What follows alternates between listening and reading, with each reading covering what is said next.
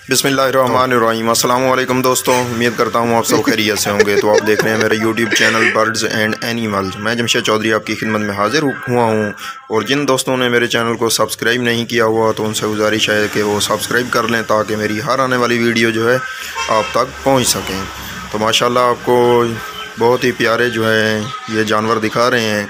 ये जो हैं फ्रीज़न और ये चोलिस्तान में ये गए क्रॉस है। माशाल्लाह इसको चेक करें आप, बिल्कुल वाइट कलर में, कान इसके जो हैं ब्लैक है और पाँव नीचे से जो हैं वो भी ब्लैक हैं अगले पाँव, और बाकी जो है बिल्कुल सफ़ेद हैं। और बहुत ही लंबी हाइट है इस काऊ की। और ये जो है 6 मंथ की प्रेग्नेंट है। देखें इसकी हाइट देखें, माशाल्लाह बहुत ही खूबसूरत है। और जो वो परली साइड पे खड़ी हुई है हीफर्स, वो जो है साहिवाल और फ्रीज़न में क्रॉस है। माशाल्लाह वो भी खूबसूरत प्रिंट में है, चेक करें। तो जी दोस्तों, उम्मीद करता हूँ मेरी ये वीडियो आप सब दोस्तों को पसंद आई होगी। तो मिलते हैं अगली वीडियो में।